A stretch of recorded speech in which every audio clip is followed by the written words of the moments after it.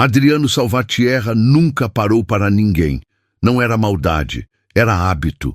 Era o jeito que a vida tinha moldado aquele homem ao longo de 42 anos. Sempre em frente, sempre acelerando, sempre com os olhos fixos no que estava à frente e nunca no que ficava para trás. Ele havia construído um dos maiores grupos de transporte de cargas do interior de Minas Gerais com as próprias mãos. Ou quase, porque todo mundo que conhecia a história sabia que o dinheiro do pai tinha ajudado no começo. Mas Adriano preferia não falar sobre isso. Preferia falar dos anos que levantou às 4 da manhã, dos contratos que assinou depois de noites sem dormir, das decisões difíceis que tomou quando todo mundo duvidava. Era esse o homem que dirigia naquela noite, sozinho, como sempre. A reunião em Pyunri tinha terminado tarde, mais tarde do que o previsto, e o motorista particular tinha pedido dispensa por conta de um problema de família. Adriano não gostava de depender de ninguém para coisa nenhuma, então pegou as chaves da caminhonete e foi ele mesmo. A estrada de terra que cortava o sertão mineiro àquela hora era escura como breu. Os faróis cortavam a poeira e iluminavam o capim dos dois lados do caminho, e o único som era o do motor e do cascalho batendo na lataria. Adriano tinha uma reunião no dia seguinte de manhã cedo em Formiga, então precisava chegar logo. Foi quando os faróis alcançaram uma figura, no meio do nada. Uma mulher. Adriano não freou de imediato. Seu primeiro instinto foi desviar, passar, continuar. Era tarde, era estrada de terra, era o interior. Podia ser qualquer coisa. Ele tinha aprendido a ser desconfiado. A vida ensina isso a quem tem muito a perder. Mas alguma coisa o fez soltar o acelerador. Talvez fosse o jeito que ela caminhava. Ou melhor, o jeito que ela não caminhava direito. Não era o passo de alguém que sabe onde está indo. Era o passo de alguém perdido, arrastando os pés, os ombros curvados para dentro, como se tentasse ocupar o menor espaço possível no mundo. Adriano desacelerou. Passou por ela devagar e olhou pelo vidro. Descalça. A mulher estava descalça, numa estrada de cascalho e terra, às 11 horas da noite, no meio do nada. Ele parou o carro. Ficou um momento com as mãos no volante, olhando pelo retrovisor. Ela tinha parado também, encurvada, abraçando uma pequena bolsa contra o peito, olhando para a caminhonete com uma mistura de esperança e medo que ele conseguia enxergar mesmo pela distância. Adriano soltou um suspiro fundo, abriu a porta e desceu. "Ei", ele chamou sem se aproximar muito. "Está tudo bem?" Ela demorou a responder. "Não sei", ela disse, e a voz dela era baixa, rouca, como de quem não falava com ninguém há horas. "Acho que me perdi." Adriano olhou para os dois lados da estrada. Escuridão total. O mato fechado nos dois lados. Nenhuma luz ao longe. Nenhuma casa. Nenhum sinal de civilização. "Onde a senhora está tentando chegar?" "Pyunri", ela disse. "Mas acho que fui para o lado errado." Ele olhou para a bolsa que ela apertava contra o peito, para os pés dela, que ele agora via de perto cheios de arranhões, para o rosto dela. Uma mulher de uns 40 anos, talvez um pouco mais, com o cabelo preso de qualquer jeito e os olhos que tinham aquela marca que ele reconheceu de imediato, o olho de quem já chorou demais. "A senhora veio a pé até aqui?" "De Pyunri. Vim de carro até um ponto, mas o carro não era meu. Era uma carona que peguei, e o homem me deixou no cruzamento lá atrás porque ele ia para outro lado." Ela hesitou. "Mas aí eu andei e acho que peguei o caminho errado." "Quantos quilômetros a senhora andou?" Ela abriu a boca e fechou de novo. Deu de ombros com um cansaço que parecia vir de muito mais fundo do que aquela noite. "Não sei", ela disse. "Já faz tempo que eu parei de contar." Adriano ficou parado por um momento. Observou aquela mulher. Aquela situação. Tudo nele dizia para tomar cuidado, não porque ela parecesse perigosa, mas porque ele simplesmente não tinha o hábito de se envolver com a vida dos outros. Era uma regra que ele tinha para si mesmo há muitos anos, mas ela estava descalça, numa estrada de cascalho, de noite. "Entra", ele disse. "Vou te levar para Pyunri." Ela abriu os olhos um pouco mais. Uma mistura de alívio e desconfiança, que ele entendeu perfeitamente. O senhor vai até lá? Não. Mas vou te levar até lá e depois pego a estrada para a Formiga. Ele foi até o lado do passageiro e abriu a porta. Pode entrar. Não vou fazer nada. Ela olhou para ele por um momento. Depois para a estrada escura à sua frente. Depois para ele de novo. E entrou no carro. Os primeiros quilômetros foram em silêncio.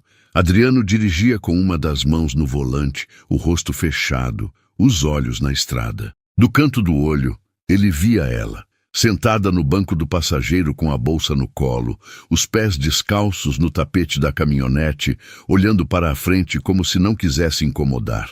Quer água? Ele disse, apontando para a garrafa no porta-copo. Ela pegou sem cerimônia e bebeu quase metade de uma vez. Depois, fechou a tampa com cuidado e devolveu. Obrigada. Não precisa devolver, pode ficar. Ela segurou a garrafa com as duas mãos e ele percebeu que as mãos dela tremiam levemente. Não muito. O suficiente para notar. Quanto tempo a senhora está na estrada? Ele perguntou, mais para quebrar o silêncio do que por curiosidade. Desde a tarde, ela disse. Saí de Bambuí de manhã. Bambuí é longe daqui. Eu sei. Ele esperou. Às vezes as pessoas falam mais se você espera. E ela falou. Eu precisava sair de lá. Ela disse, com uma voz que não tinha explicação nem pedido de desculpa. Não tinha mais nada me segurando em Bambuí. Então resolvi tentar a vida em outro lugar. Piume tem uma irmã minha que pode me receber por um tempo. Tudo bem, disse Adriano. Não era da conta dele. Mais silêncio. A estrada foi melhorando. Saíram do cascalho, entraram no asfalto e a caminhonete ganhou velocidade. As luzes distantes de uma cidade pequena apareceram no horizonte. Como o senhor se chama? Ela perguntou de repente. Adriano piscou. Não estava esperando a pergunta. Adriano. Adriano. Ela repetiu como se experimentasse o nome. Eu sou Estela. Estela Barros. E foi aí que aconteceu. Adriano não parou o carro, não deu uma freada brusca, não falou nada de imediato. Por fora, nada mudou, mas por dentro alguma coisa bateu nele com uma força que ele não esperava, como se alguém tivesse aberto uma porta que ele tinha trancado há muitos anos e jogado a chave fora. Estela Barros. Ele conhecia esse nome, não de vista, não de um encontro. Conhecia esse nome de uma maneira completamente diferente. Ele tinha visto esse nome escrito num papel, numa carta, num documento que seu pai tinha deixado sobre a mesa quando Adriano tinha 18 anos e não entendia ainda o peso do que estava lendo. Estela Barros, esposa de Raimundo Barros. Raimundo Barros, que havia trabalhado como motorista de frota na empresa do pai de Adriano por 14 anos. Raimundo Barros, que havia morrido dentro de um dos galpões da empresa numa noite de quarta-feira, num acidente que nunca foi bem explicado. Raimundo Barros, cuja viúva havia tentado processar a família Salvatierra e cujo processo havia sumido, não da forma como processos comuns somem, mas da forma que só some quando alguém com dinheiro e advogados decide que ele precisa sumir.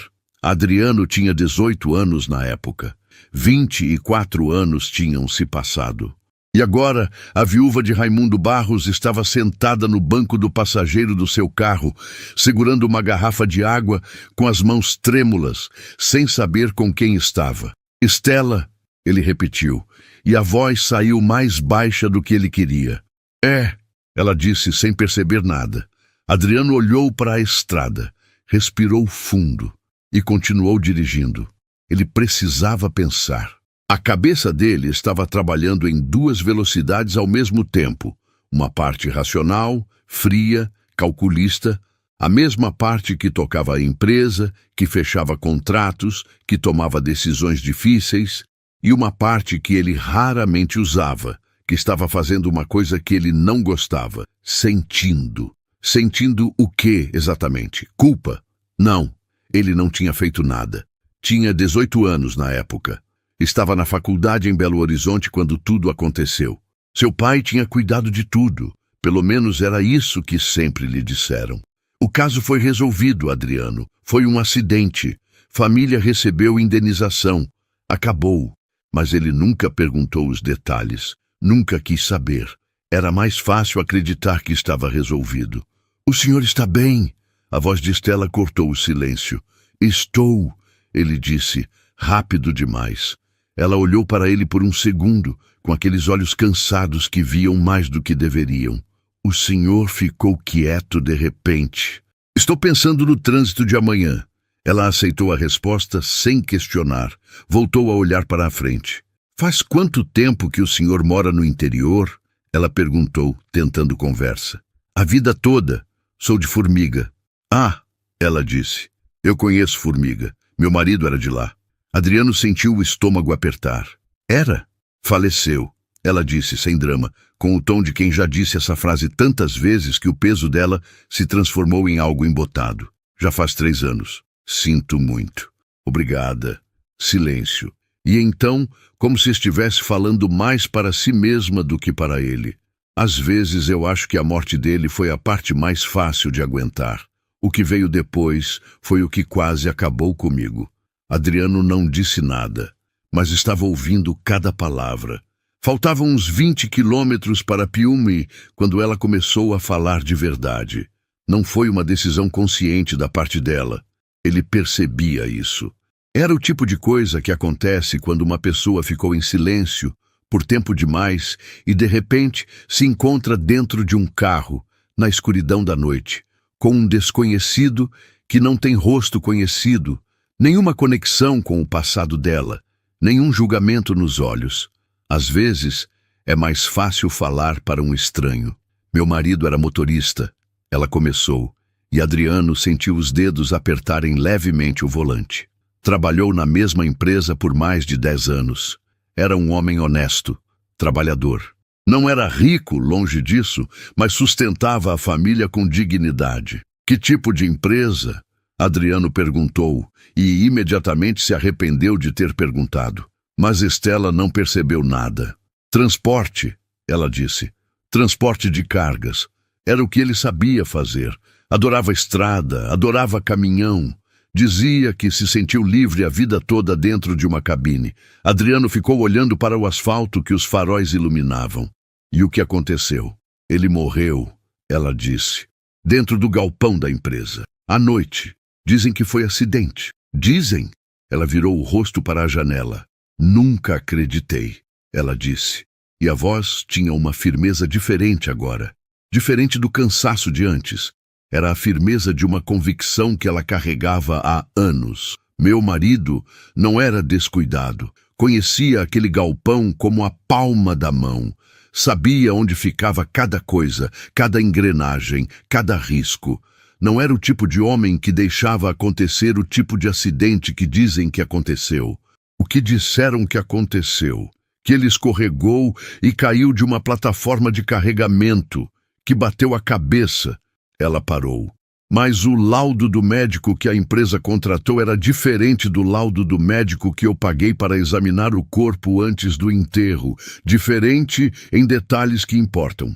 Adriano não conseguia falar. Ela continuou. Tentei ir atrás. Contratei um advogado. Mas o advogado recebeu uma ligação e de repente não queria mais o caso. Tentei outro. Mesma coisa. Fui a um delegado aqui da região, mostrei o que eu tinha e ele disse que ia investigar. Ela deixou escapar um som que não era bem um riso, era amargo demais para isso. Nunca mais recebi nenhuma notícia. A senhora chegou a receber alguma indenização?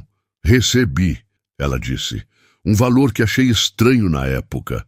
Não era muito, mas era mais do que eu esperava de uma família que mal falava comigo durante todo o processo. Assinei um papel dizendo que não ia mais entrar com nenhuma ação. Precisava do dinheiro para pagar as contas. Tinha 2 filhos pequenos. Adriano fechou os olhos por um segundo e abriu de novo porque estava dirigindo. O nome da empresa, ele disse, e a voz saiu rouca. A senhora se lembra? Ela pensou por um momento. Salvatierra, ela disse. Transportes Salvatierra. Era o nome. O silêncio que caiu depois disso pesou toneladas. Stella estava olhando para a janela. Adriano estava olhando para a estrada. E o nome da empresa pairava no ar entre os dois como uma coisa viva. Ela não sabia. Adriano tinha certeza disso. Não havia nenhum sinal de reconhecimento no jeito que ela disse o nome. Era o mesmo tom cansado, o mesmo olhar distante, a mesma mulher que estava apenas contando sua história para um desconhecido numa estrada à noite. Ela não sabia que estava sentada ao lado de um salvatierra. E Adriano precisava decidir, ali, naqueles próximos minutos, antes de chegarem em Pyongyang, o que ia fazer com isso. A opção mais simples, deixar ela na cidade, não dizer nada, continuar para a Formiga, dormir, acordar e tratar isso como um encontro que não significou nada. Era o que o homem que ele tinha sido até aquela noite teria feito sem hesitar. Mas aquela mulher tinha caminhado descalça por horas, numa estrada de cascalho porque não tinha mais nada em Bambuí. Aquela mulher tinha 2 filhos que ela sustentava com o que sobrou de uma indenização suspeita. Aquela mulher tinha um marido que provavelmente não morreu de acidente, e o nome da empresa, que provavelmente sabia o que tinha acontecido, era o mesmo nome que estava na lataria das caminhonetes que abasteciam a frota do grupo que Adriano comandava. As luzes de Pyongyang apareceram no horizonte. Adriano tomou uma decisão. Não era a decisão mais fácil, mas era a única que ele conseguia tomar sem se odiar no dia seguinte.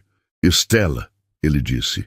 Sim, você tem um lugar certo para ficar na casa da sua irmã? Ela hesitou. Ela disse que eu poderia ficar, mas não avise que vinha hoje. Estava tentando ligar o dia todo, mas a bateria do celular morreu. Você tem certeza que ela vai estar em casa? Não tenho, ela admitiu, com uma honestidade que machucou um pouco. Então vou te deixar num hotel esta noite, ele disse. O água diária, amanhã cedo você liga para sua irmã e resolve a situação com calma. Ela virou para ele com uma expressão que ele não esperava. Não era gratidão, era desconfiança. Por quê?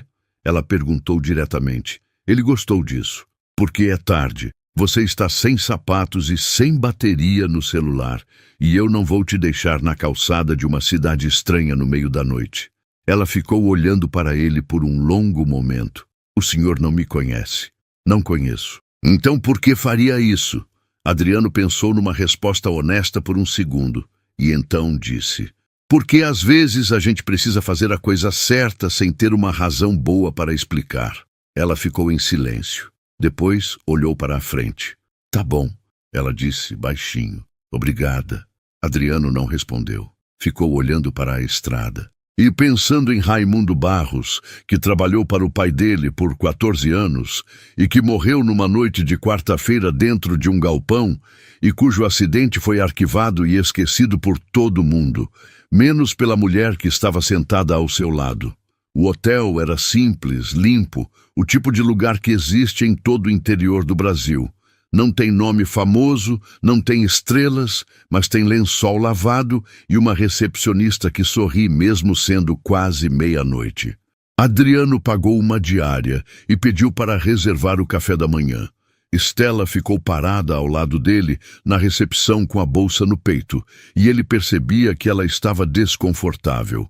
Não com ele especificamente, mas com a situação inteira, com aquela versão da vida dela que a tinha colocado num hotel pago por um estranho.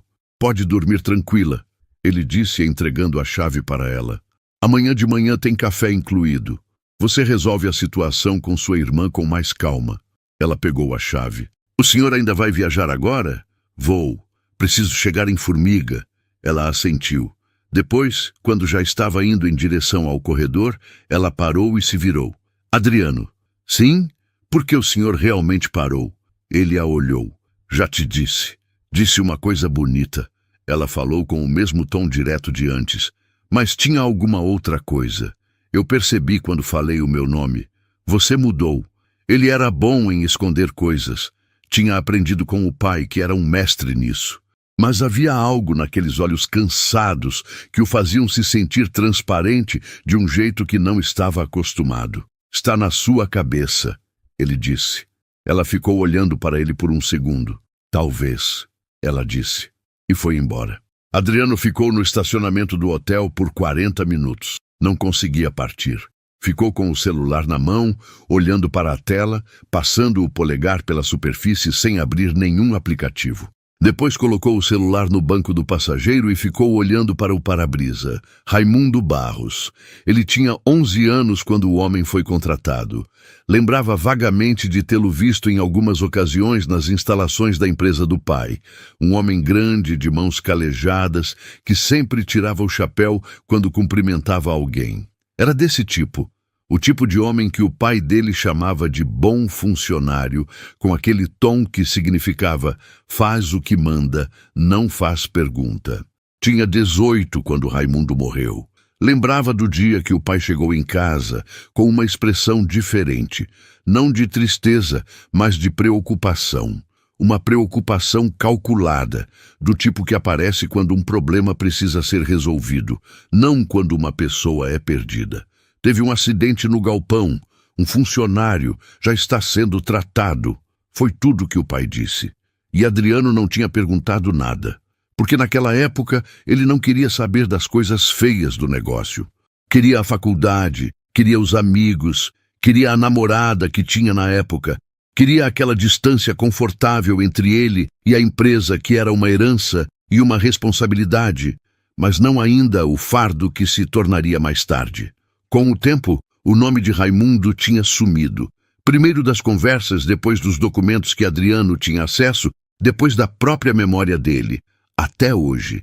Ele pegou o celular de volta, digitou na busca, Raimundo Barros, motorista Formiga, falecimento. Nada relevante, digitou. Acidente galpão, transporte Salvatierra Formiga. Nada. Claro que não tinha nada. 24 anos atrás, a internet não era o que era hoje. E mesmo que fosse, o pai sabia como afogar coisas. Adriano colocou o celular no bolso, ligou o carro e saiu do estacionamento. Mas não foi para a Formiga. Deu uma volta pelo quarteirão. E depois voltou para o hotel. Ele não foi bater na porta do quarto dela. Não era isso.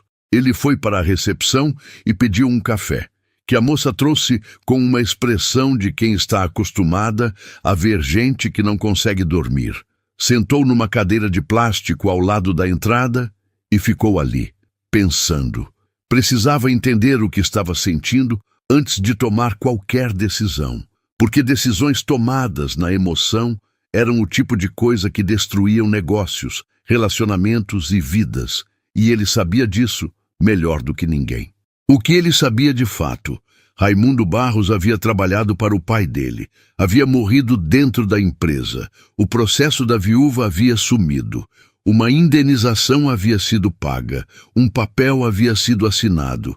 O que ele não sabia, o que realmente tinha acontecido naquela noite de quarta-feira. O pai ainda era vivo, 72 anos, morando numa chácara nos arredores de Formiga, com a saúde fragilizada depois de um derrame que havia tido 2 anos atrás. Não tocava mais na empresa, mas ainda tinha opiniões sobre tudo. E nunca, em nenhuma conversa, nenhum jantar, nenhuma tarde de domingo, havia mencionado Raimundo Barros de novo, como se o homem nunca tivesse existido. Adriano bebeu o café sem provar o sabor. Lá fora, o interior estava quieto como só o interior sabe ser. Aquele silêncio que a cidade grande nunca tem, que é ao mesmo tempo paz e peso. Ele precisava falar com o pai, mas primeiro precisava saber mais. Na manhã seguinte, ele estava na recepção quando Estela desceu. Ela parou quando o viu. "O senhor ainda está aqui?" "Fiquei." Ele gesticulou para a cadeira ao lado. "Senta. Café está pronto." Ela olhou para ele por um longo momento. Depois foi sentar. A recepcionista trouxe pão, manteiga, café com leite, um pedaço de queijo e uma fruta. Estela pegou a xícara com as 2 mãos e ficou segurando o calor antes de beber. "Você ligou para sua irmã?" Ele perguntou. "Liguei de manhã cedo." "Ela fica feliz. Posso ir quando quiser." "Bom." Silêncio. Ela partiu um pedaço de pão. "Por que o senhor ficou?" Ela perguntou, sem levantar os olhos. Adriano colocou a xícara de café na mesa. "Porque preciso te dizer uma coisa," ele disse, "e quero que você ouça com calma antes de responder." Ela levantou os olhos então, e ele viu lá dentro aquela firmeza de novo. Aquela mulher tinha passado por muito, mas não estava quebrada. Estava dobrada, talvez, mas não quebrada. Pode falar, ela disse. Meu sobrenome é Salvatierra. O silêncio que caiu foi diferente de todos os outros da noite anterior. Stella não fez nada por alguns segundos. Não se levantou, não falou, não mudou a expressão. Apenas olhou para ele com aqueles olhos que agora tinham algo novo, reconhecimento, o tipo de reconhecimento que dói. Você é da família, ela disse. Não era uma pergunta. Sou filho de Geraldo Salvatierra. Ele fez uma pausa. O dono da empresa quando Raimundo morreu. Ela colocou o pedaço de pão no prato, devagar, com cuidado, como se fosse importante não fazer nenhum movimento brusco agora. E você ficou? Ela disse. Fiquei. Para quê? A voz não tinha raiva ainda. Tinha cautela. Para me calar de novo. Sua família já foi muito boa nisso. Não, ele disse. Para ouvir. Para ouvir o quê? Você sabe o que aconteceu? Não sei, ele disse. E havia algo na forma que ele disse que fez ela olhar para ele de forma diferente. Sério, eu não sei. Tem um pedaço de uma história que meu pai me contou e uma versão que nunca questionei porque era mais fácil não questionar. Mas ontem à noite você me contou a sua versão e... Ele parou. E as duas versões não batem. Ela ficou olhando para ele. Por que devo acreditar que você não sabe? Não tem razão nenhuma para acreditar, ele disse. Não estou pedindo que acredite em mim. Estou pedindo que me deixe ouvir. Ela virou o rosto para a janela. Do lado de fora, Piume estava acordando. O barulho dos primeiros caminhões, o cheiro de pão de uma padaria próxima, a luz do sol do sertão que era diferente de qualquer outro sol, amarela e direta como uma acusação. Raimundo era bom demais para aquele serviço, ela disse de repente, ainda olhando para a janela. Isso era o problema. Não era lerdo, não era descuidado, não era ignorante. Sabia de tudo o que acontecia naquele galpão. Sabia de coisas que talvez não devesse saber. O que tipo de coisas? Ela virou para ele. Essa é a pergunta que me fizeram para sumir por 24 anos, ela disse. E agora você está me perguntando como se fosse simples. Não é simples. Eu sei que não é. Não, não é. Ela se levantou. Preciso pensar. Tudo bem. Não vou a lugar nenhum agora, ela disse. Mais para si mesma do que para ele. Minha irmã só pode me buscar à tarde. Mas preciso de um tempo para pensar no que você me disse e no que eu vou fazer com isso. Entendo. Ela pegou a bolsa e foi em direção ao corredor. Parou antes de virar. Adriano Salvatierra, ela disse, o nome pesado na boca. Se você estiver aqui quando eu descer de novo, eu conto. Tudo que eu sei. Uma pausa. Mas se você for embora, não me procure nunca mais. Porque aí eu vou saber que você é igual ao seu pai. E subiu. Adriano ficou sentado. A recepcionista fingia não estar ouvindo e estava ouvindo tudo. Ele deixou dinheiro na mesinha para cobrir o café, saiu, ficou no estacionamento por um tempo, ligou para o escritório e avisou que a reunião de Formiga precisava ser reagendada. Depois foi para o quarto que pediu para a recepcionista reservar para ele e ficou esperando. Eram quase 2 da tarde quando ela bateu na porta do quarto dele. Adriano abriu.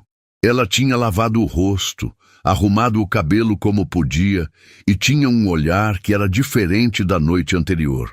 Não mais perdido, não mais cansado. Era um olhar de resolução, de alguém que tomou uma decisão e estava pronto para viver com as consequências. Posso entrar? Pode. Ela entrou, ficou em pé no meio do quarto, não se sentou. Vou te contar, ela disse, mas quero que saiba que não estou fazendo isso por você. Estou fazendo porque carrego isso há anos e estou cansada de carregar sozinha. Tudo bem, ele disse. E ela começou. Raimundo Barros havia descoberto 3 meses antes de morrer que uma parte da frota da Transporte Salvatierra estava sendo usada para carregar mercadoria que não estava registrada nos manifestos de carga. Não era qualquer mercadoria. Era contrabando de equipamentos eletrônicos, computadores, celulares, componentes que entravam pela fronteira do Paraguai e eram distribuídos pelo interior de Minas Gerais, usando os caminhões da empresa como cobertura. A operação tinha pelo menos 4 anos, segundo o que Raimundo levantou, e envolvia um gerente de frota chamado Newton, que era de confiança do pai de Adriano. Raimundo não tinha ido à polícia de imediato. Era um homem cauteloso. Primeiro ele tentou falar com o próprio patrão. Ele marcou uma reunião com Geraldo Salvatierra, disse Estela, sentada na cama agora, as mãos no colo, a voz firme. Eu sei disso porque ele me contou.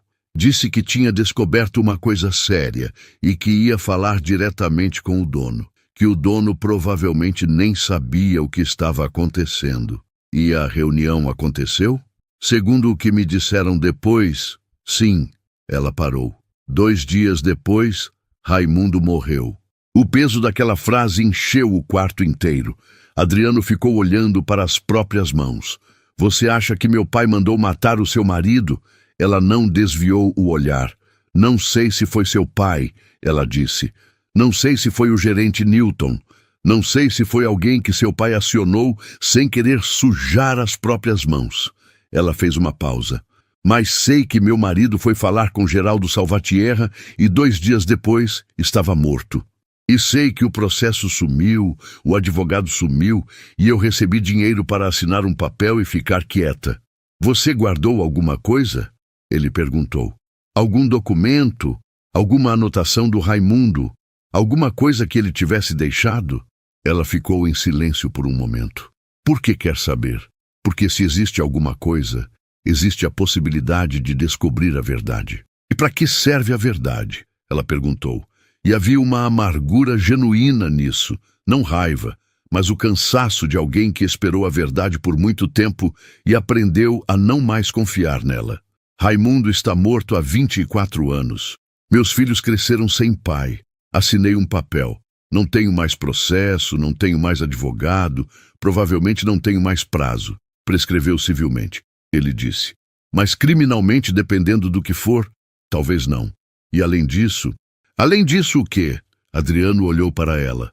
Além disso, você merece saber o que aconteceu de verdade, não por justiça no papel, por você mesma.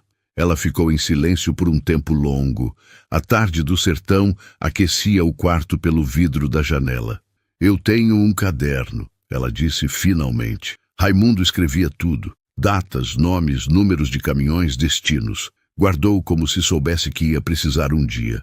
Ela olhou para ele. Está em Bambuí, guardado na casa que eu ainda não vendi. Adriano se levantou. Posso ir buscar esse caderno com você?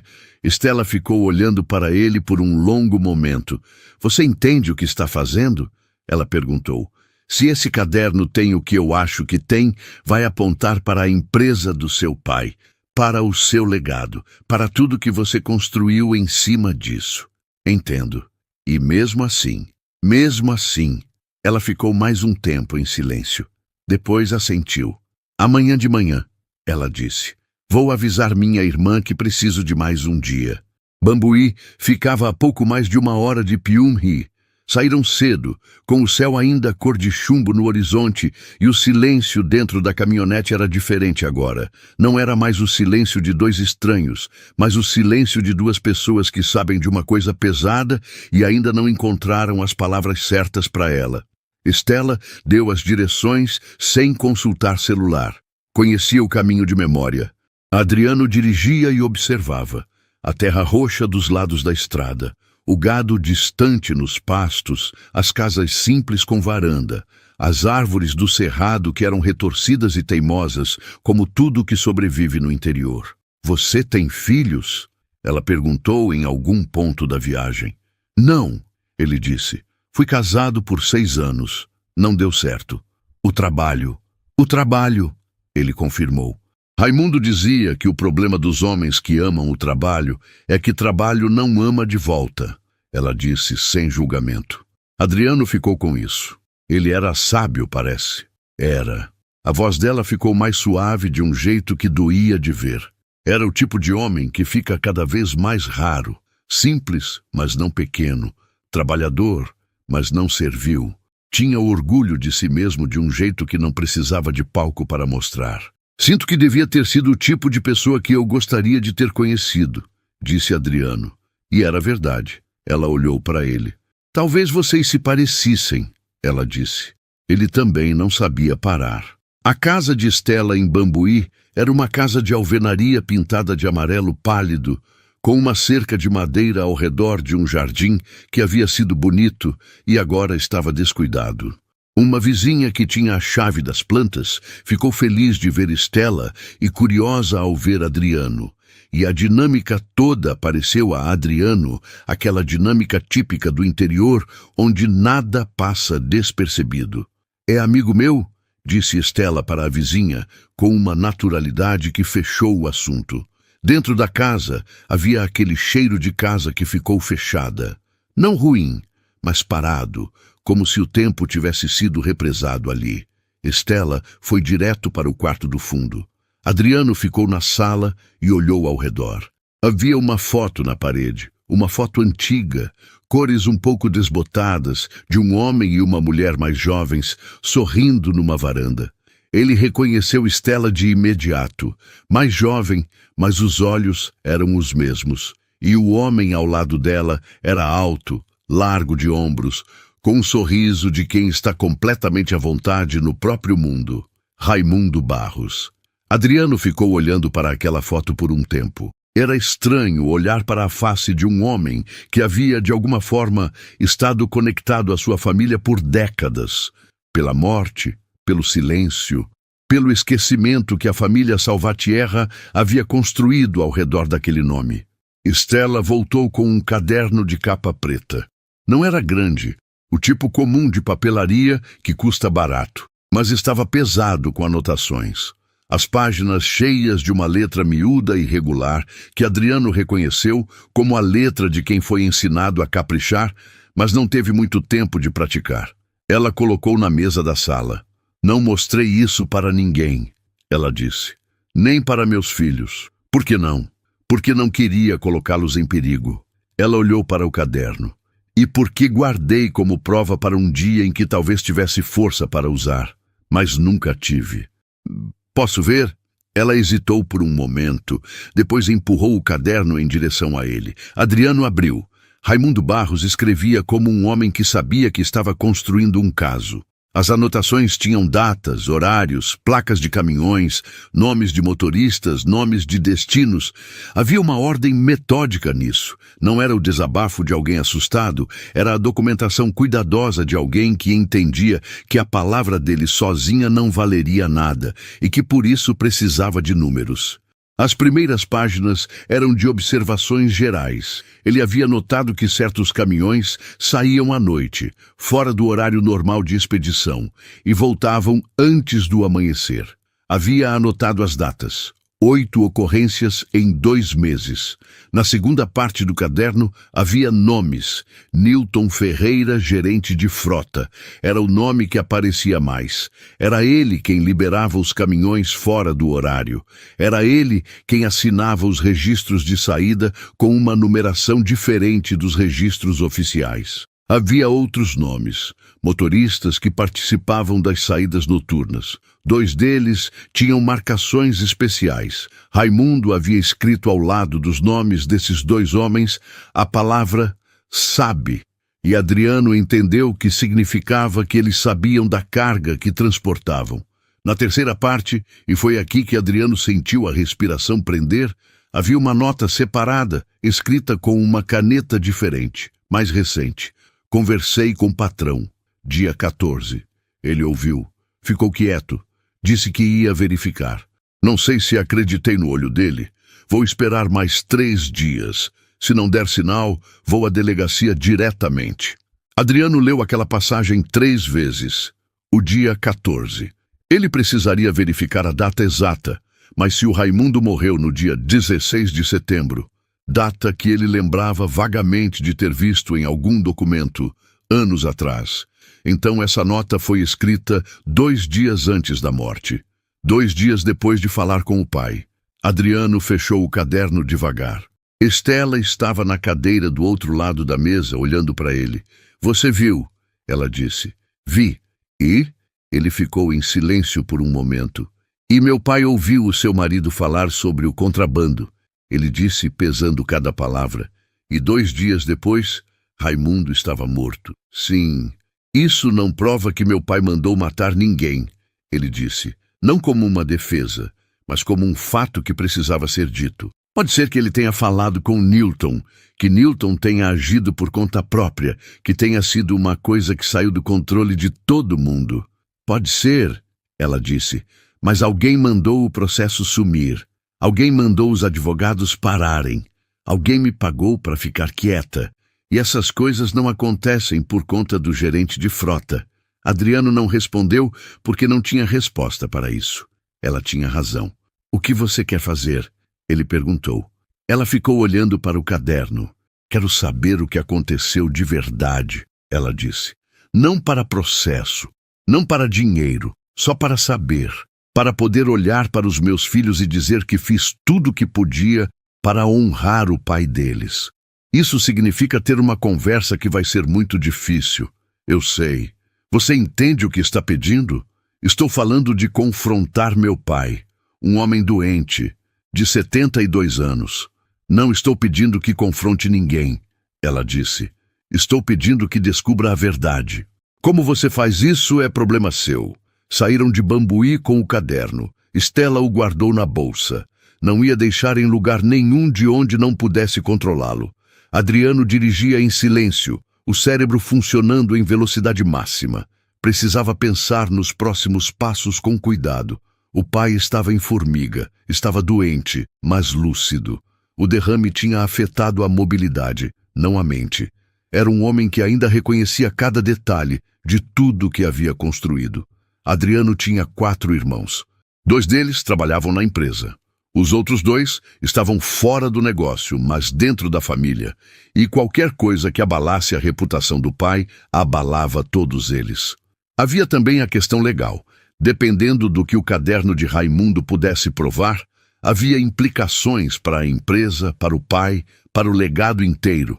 Mas por baixo de tudo isso, havia uma coisa mais simples. Um homem tinha ido falar com seu pai porque havia descoberto algo errado.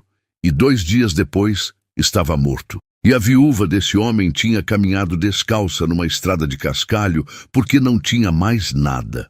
Adriano não conseguia fazer como se não soubesse disso. Vou falar com meu pai, ele disse de repente. Estela olhou para ele. Você tem certeza? Não, mas vou assim mesmo. Ela ficou em silêncio por um tempo. Quero estar lá, ela disse. Não acho que seja uma boa ideia. Não importa se é boa ideia. Quero estar lá. Adriano olhou para ela de canto de olho. Aquela mulher não era o que ele esperava quando parou na estrada aquela noite. Esperava fragilidade. E havia fragilidade, sim. Havia cansaço e dor, e todos os resíduos de uma vida que não foi fácil. Mas havia também essa outra coisa, essa teimosia tranquila, essa firmeza que não gritava, mas não cedia. Tudo bem, ele disse. Você vem. Formiga ficava a 1h30 de Bambuí. Chegaram no fim da tarde, quando o sol do interior começava a perder força e as sombras das árvores do cerrado se alongavam pelo chão vermelho. A chácara do pai ficava a 8 quilômetros do centro da cidade. Uma propriedade de tamanho médio, com uma casa grande, bem cuidada, cercada de mangueiras velhas que Adriano conhecia desde criança. O pai havia se mudado para lá depois que aposentou da empresa, 6 anos atrás. Adriano ligou para o porteiro antes de entrar. Não ligou para o pai. Sabia que se ligasse, ia receber algum obstáculo. O pai tinha aquele jeito de controlar as situações antes que elas chegassem até ele. Era mais fácil aparecer. Vou entrar sozinho primeiro, ele disse para Estela quando estacionou no pátio. Preciso preparar o terreno. Você fica aqui e quando eu chamar você entra. Ela olhou para ele. Você está me escondendo como se eu fosse um segredo. Estou tentando não dar um choque no coração de um homem de 72 anos sem aviso. Ele fez uma pausa. Deixa eu fazer isso do meu jeito. Ela assentiu, relutante. Geraldo Salvatierra estava na varanda quando Adriano chegou. Era um homem que havia sido imponente, alto, largo, com aquela presença que preenchia qualquer cômodo. O derrame havia mudado isso.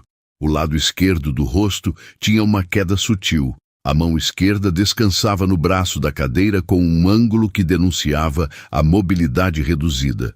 E ele caminhava com um andador que claramente odiava. Mas os olhos eram os mesmos, escuros, atentos, calculistas. Adriano, ele disse com a voz que o derrame havia tornado um pouco mais arrastada, mas não menos firme. Não avisou que vinha. Vim sem avisar, disse Adriano, sentando na cadeira ao lado. Queria falar com você sobre uma coisa. Sua reunião de formiga. Não foi essa a reunião que tive hoje. O pai o observou. Está diferente, disse o velho. O que aconteceu? Adriano tinha ensaiado como iria começar. Tinha pensado em 1000 abordagens diferentes durante a viagem, mas ali, olhando para o pai, percebeu que não existia abordagem suave para o que ia dizer. Raimundo Barros, disse ele. O nome caiu no silêncio da varanda como uma pedra num poço fundo. O rosto do pai não mudou. Isso por si só já era uma resposta. Um homem que não sabe de quem você está falando, pergunta quem é. Um homem que sabe e não tem o que esconder faz uma expressão de memória. Um homem que sabe e tem algo a esconder fica exatamente como o pai ficou. Imóvel, controlado, com os olhos levemente mais estreitos. Por que está falando nesse nome?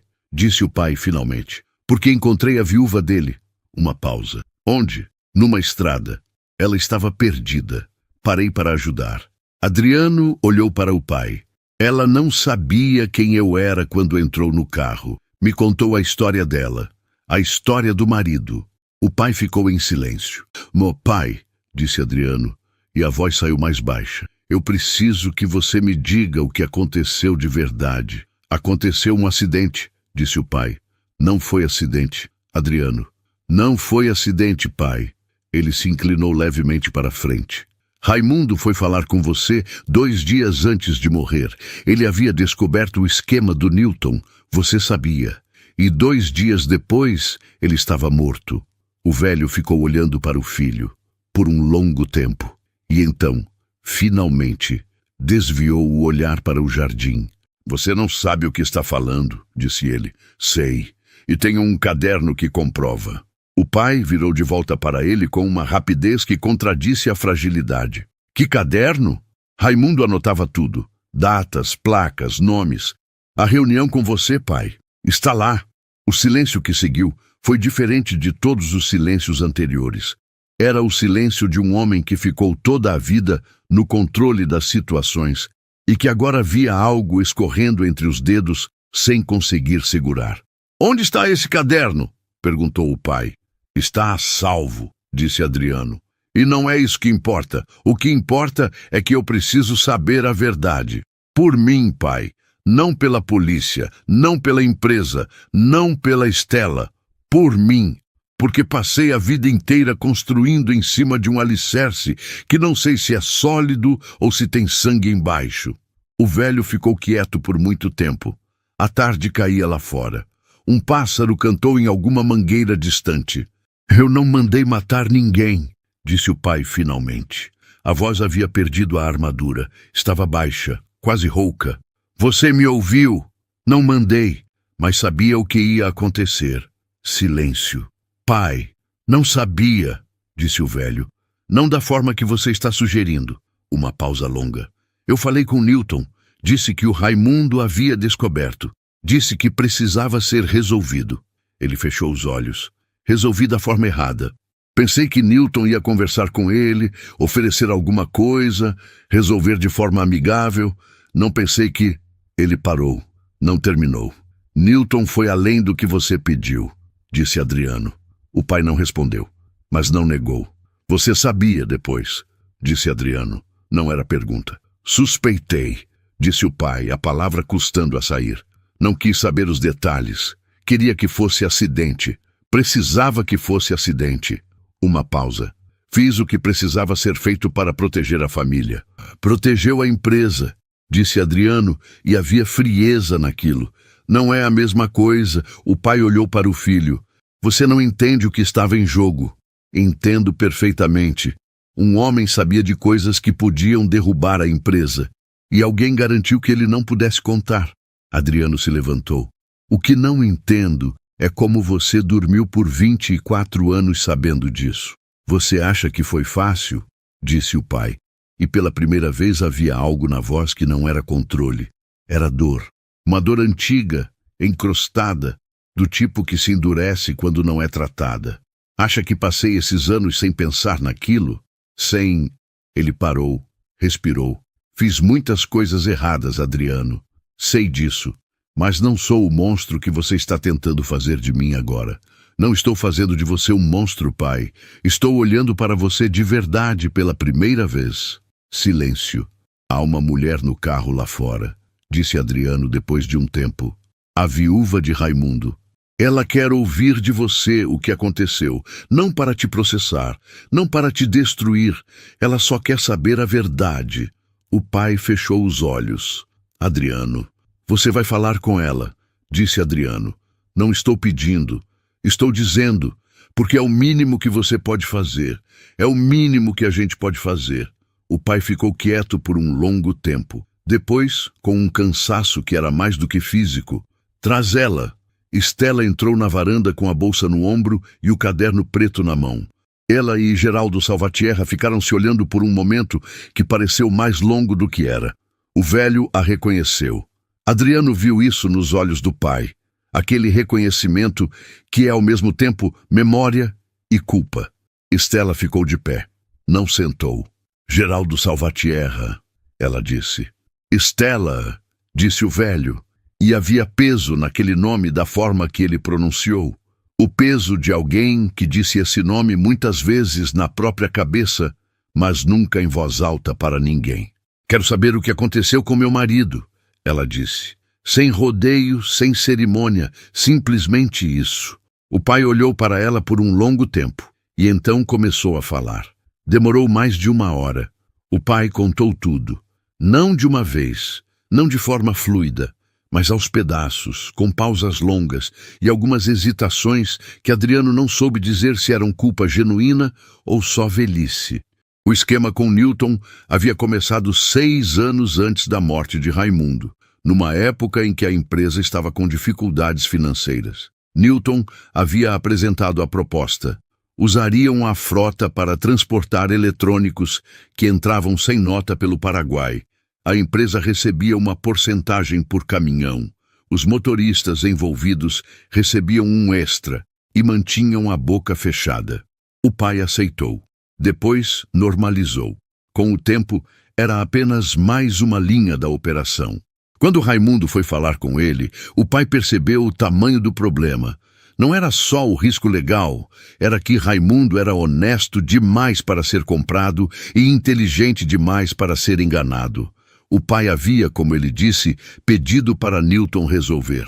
Newton tinha resolvido, com a morte de Raimundo, sem o pai ter sido consultado sobre o método.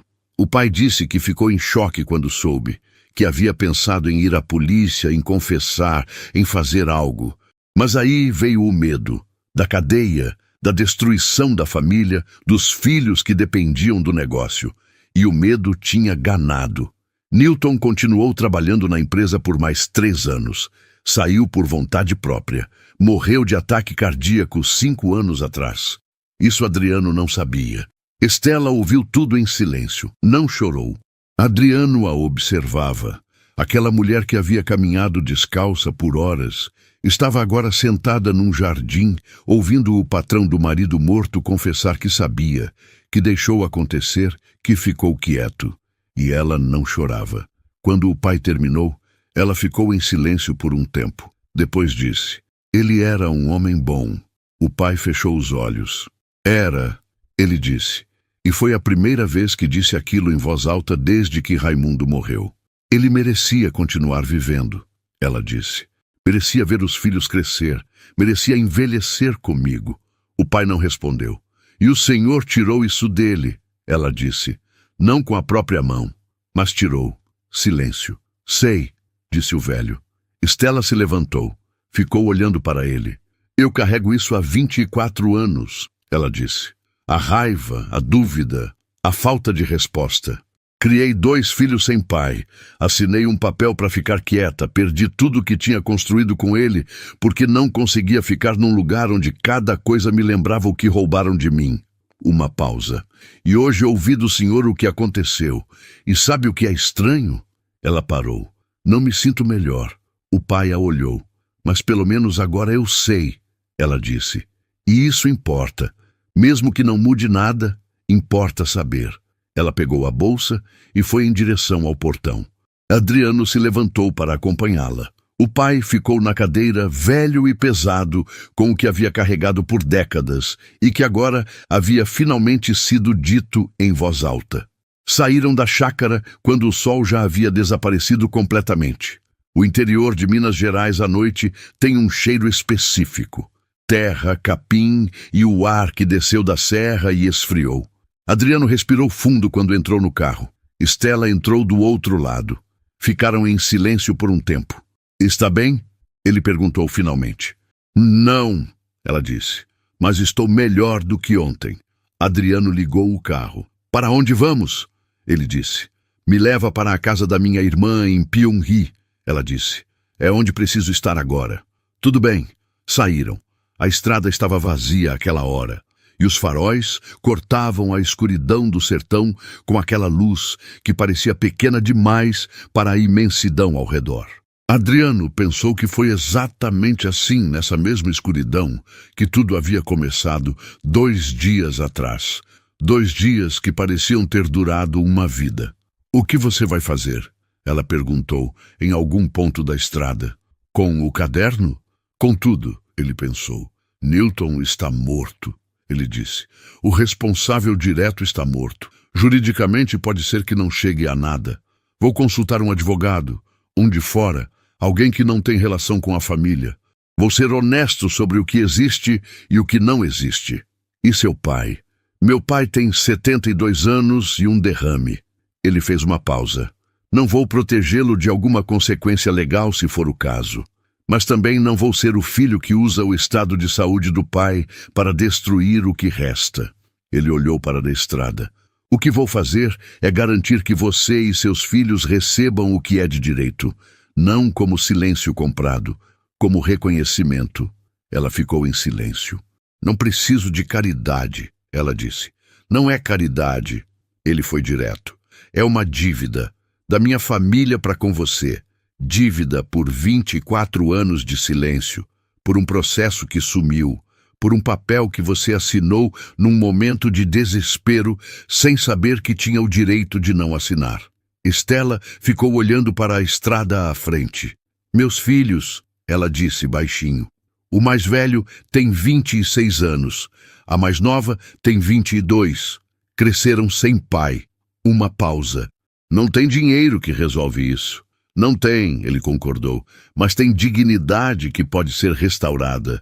E tem uma história que pode ser contada para eles do jeito certo. Não mais como acidente, como o que realmente foi. Ela ficou em silêncio por um tempo longo. Por que você está fazendo isso? Ela perguntou. Você poderia ter me deixado na estrada. Poderia ter me deixado no hotel e sumido. Poderia ter ouvido o que o seu pai disse e decidido que era passado e acabou. Podia, disse ele. Então por que não fez? Ele demorou para responder. Porque parece que passei a vida inteira acelerando, ele disse finalmente. Sempre em frente, sempre sem olhar para o que ficou para trás. E um dia você para numa estrada e tem uma mulher descalça no meio do nada e alguma coisa em você diz que se passar dessa vez, você nunca mais vai conseguir olhar para si mesmo com clareza. Uma pausa. Não é heroísmo. É só que tem um ponto em que você não consegue mais viver com o peso do que não fez. Estela ficou em silêncio. Depois, muito baixinho, Raimundo dizia uma coisa. Dizia que a consciência é o único jacaré que não tem dono, que não adianta tentar domar porque ela sempre volta. Adriano ficou com aquilo. Ele era sábio mesmo, disse ele. Era. Chegaram em Pyongyang perto das 10 da noite. A irmã de Estela era uma mulher menor, com um rosto parecido, mas mais suave, que os esperava na porta com uma expressão que misturava preocupação e alívio. Abraçou Estela por um tempo longo, sem perguntar nada. O tipo de abraço de quem sabe que as perguntas podem esperar. Adriano ficou do lado de fora. Quando Estela se soltou do abraço, ela veio até ele. "Obrigada", ela disse. "Não tem que agradecer." "Tem." Ela estendeu a mão. "Sei que a gente vem de lados que não eram para se cruzar. E sei que o que seu pai fez não some porque você me ajudou. Mas eu reconheço quando alguém tenta fazer a coisa certa." Ele apertou a mão dela. "Vou entrar em contato", disse ele. "Assim que falar com o advogado, te ligo. Você tem número de telefone agora? Minha irmã me dá um chip amanhã de manhã." "Tudo bem." Ela ia se virar quando ele falou. "Estela." Ela parou. "Raimundo fez a coisa certa", ele disse, "quando foi falar com meu pai, mesmo que tenha custado tudo. Ele foi o único que fez a coisa certa nessa história inteira." Ela o olhou por um momento, e então, pela primeira vez desde que ele a tinha encontrado na estrada, ela sorriu. Não era um sorriso grande, não era de alegria, não era de alívio total. Era o sorriso de alguém que ouviu uma verdade que esperava ouvir há muito tempo e que finalmente encontrou o caminho para o lugar certo na sua cabeça. "Eu sei", ela disse. "Sempre soube."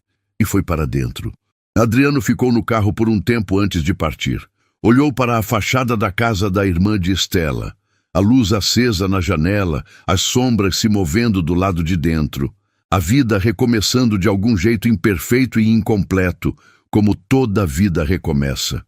Pensou no pai, pensou em Raimundo, pensou nas 24 anos de silêncio que haviam moldado a empresa, a família, ele mesmo. Um silêncio que era conforto e cumplicidade ao mesmo tempo.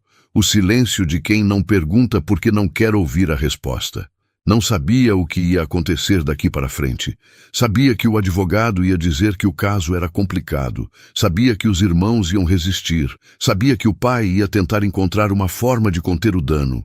Sabia que não havia desfecho limpo, não havia forma de reparar em totalidade uma perda como a de Raimundo Barros.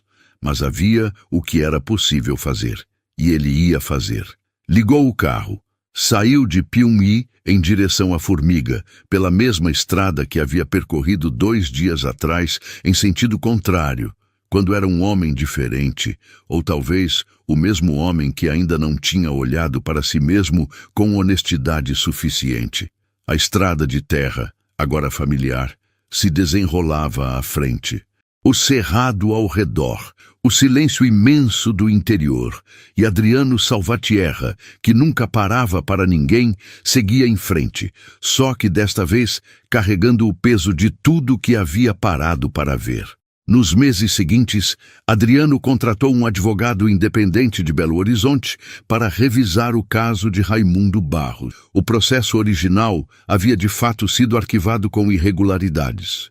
Mesmo com Newton morto e o prazo prescricional civil esgotado, o advogado identificou a possibilidade de uma ação de reconhecimento de responsabilidade. Geraldo Salvatierra, confrontado com os documentos e com a orientação do filho, concordou em participar de um processo de reparação extrajudicial. Estela Barros recebeu um valor que não apagou 24 anos de dor, mas que lhe permitiu recomeçar com dignidade. Comprou uma casa em Piumhi, perto da irmã. Voltou a trabalhar como costureira, que era o ofício que tinha antes de casar. Os filhos de Raimundo finalmente souberam de verdade o que havia acontecido com o pai. Adriano Salvatierra reestruturou a diretoria da empresa. A divisão que havia operado o esquema com Newton foi auditada e encerrada. Não foi um processo silencioso. Ele e Estela se falavam esporadicamente, não como amigos, não como inimigos, mas como 2 pessoas que compartilharam algo que não tem nome fácil. Uma verdade que custou caro para ser dita e que nenhum dos 2 podia mais fingir desconhecer. Numa tarde de sábado, meses depois, Adriano foi visitar o túmulo de Raimundo Barros no cemitério municipal de Formiga. Ficou lá por um tempo. Não disse nada. Não havia nada a dizer que não fosse pequeno demais, mas ficou. E às vezes ficar é o único gesto que resta, e o mais honesto de todos. Fim. Se você chegou até aqui, obrigado de verdade por ficar com a gente durante toda essa história. Essas narrativas são feitas com muito cuidado, pensando em cada detalhe para que você se sinta presente em cada momento, em cada decisão, em cada silêncio. Se essa história te tocou de alguma forma, se você sentiu o peso de cada escolha, a dor de Stella, a transformação de Adriano, deixa o seu like aqui. Isso nos diz que valeu a pena e nos dá forças para continuar criando. Se inscreva no canal para não perder nenhuma história. Cada semana tem algo novo e a gente promete que cada narrativa vai ser única, porque você merece sempre uma história nova, não a mesma contada de outro jeito. Ativa o sininho de notificação também, porque sem ele, o YouTube muitas vezes não te avisa quando publicamos, e a gente não quer que você perca. E por último, o comentário mais esperado. De onde você está assistindo esse vídeo? Manda a sua cidade, seu estado, seu país. Você não imagina o quanto é emocionante para a gente ver de quantos lugares diferentes as pessoas chegam até essas histórias. Até a próxima história. Cuida bem de você.